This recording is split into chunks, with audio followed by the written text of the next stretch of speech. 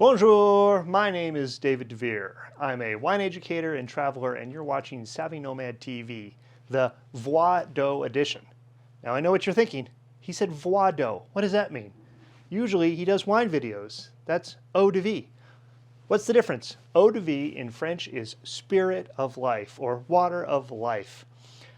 Voix d'eau means waterways. So in waterways, I'm going to talk not about spirits, not about wine or food or hard alcohol, which I haven't gotten to yet, but I'm going to. I'm going to talk about cruising France's inland waterways, its canals. And Sarah and I have been doing canal boat journeys for about 10 years, taking people on these really fun adventures in France, inland waterways in France. So last year, we were supposed to do these trips in 2020, but of course, COVID canceled that. So we rescheduled for 2021, but then you had Delta, and now you've got Omicron, and well, the world is all topsy-turvy. So last year, people were pretty concerned. In fact, we had some travelers say, you know what, it's too much, we're not gonna go, we wanna cancel.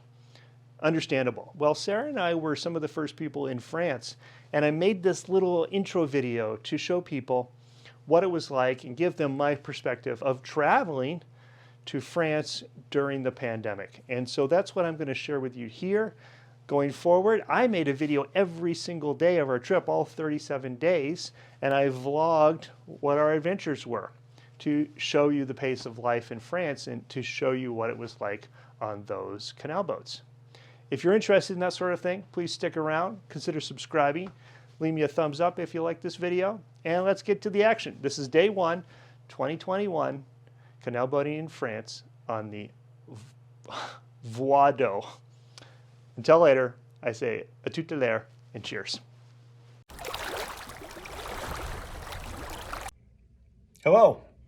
Well, we've been up for 30 hours and we made it. Well, we've been here for a while.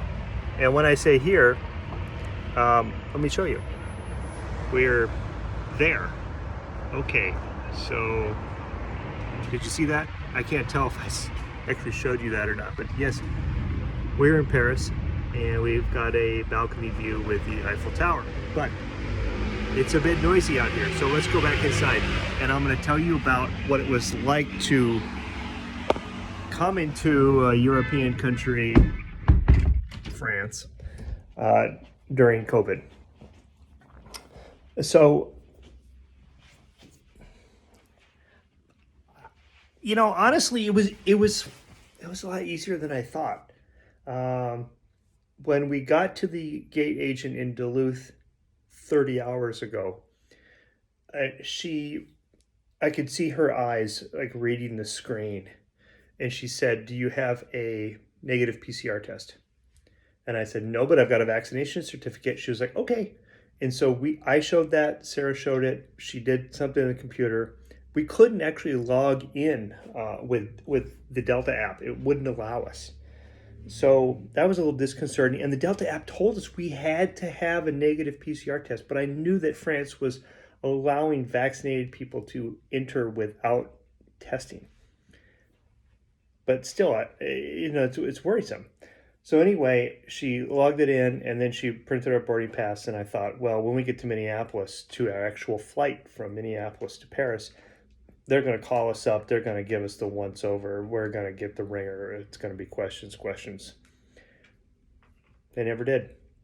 They had a weird biometric thing where they took a picture of your face and they compared it to your passport photo, and that's how they checked you in. That was weird and new. But we got on the flight, wore the mask the whole time except when you're eating, and that was a little odd. The mask was not uncomfortable, honestly. I didn't really find it much of a discomfort. If I wore glasses all the time, it would probably be a lot more annoying. But it wasn't that bad. And then we got to Paris. And then again, they kind of scared us again, saying, "Oh, you've signed this attestation. Here's some paperwork you have to do." We had pre-done our attestations because I had looked up the French Interior Ministry, and it said, you know, you have to sign this, you have to fill out this form. What? And give it to, I don't know, someone. So anyway, we did that. We filled out the form. They collected the form that they gave us on the airplane, but they didn't want the form that was from the Interior Ministry. Okay, so whatever. So we get to Paris and they're like, now that you've signed this form, you could be spot tested, you could be quarantined, blah, blah, blah. And we're like, oh crap, what if I'm the spot test guy? So we get off the plane. It's 8:30 in the morning. There's a ton of other international flights coming in. And there were flights from Africa and other places. And so the line was crazy. And they started separating green countries, Canada and the US and the EU, and all the other color countries into different lines. But it didn't really make that much of a difference. We felt like we were moving forward, but we got into a line that still had 600 or 700 people in it, and there was only 3 gate agents. Eventually, it took us maybe, what would you say, an hour? An hour to get to a gate agent, or no, to a passport control agent, and he was pretty persnickety. And we got up there and we handed our passports, our pass sanitaires, and our attestations. We got our pass sanitaires. Not everybody's been getting them. And there was a lot of talk in the line of other Americans about how they had applied but hadn't got their pass sanitaires yet. Anyway, we had ours. The agent asked if I spoke French. I said, un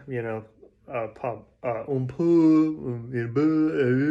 and he was like, okay, I'll speak English to you. But this was the most interaction I've ever had. And I've been coming to France for a decade. And literally this year is our 10th anniversary of coming to France and doing canal boat trips.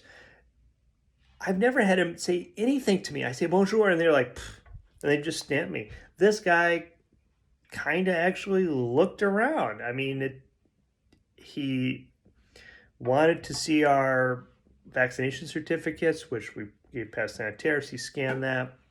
We gave him our attestations. He looked at them and was like, I don't want these, and handed them back. There was a guy in the other lane with a much friendlier agent, and he was saying, look, I don't have my pass sanitaire. I've applied for it. And she said, okay. She didn't seem to really know what that meant. And then she said, well, do you have your carte de CDC? And he said, oh, I don't have it right now. Here's my email. And I was like, dude, why are you traveling without your CDC card? Anyway, he got into France. And so we got in, we wore our masks on the train, we took the RER in. There's nobody on the metro. The metro is beautiful right now. There's just gobs of space. It's easy. It's like it's supposed to be. And walking around town, it's nice. The city is kind of vacant. There's people out, and we went to a cafe at lunchtime, and there were a lot of Parisians, and I felt like I was in a local neighborhood. Everybody was eating outside, and everybody was eating without their masks, and everybody had their pass sanitaire scanned, or they had their CDC card checked, because there was a table of Americans with mixed results. So that's the update from Paris.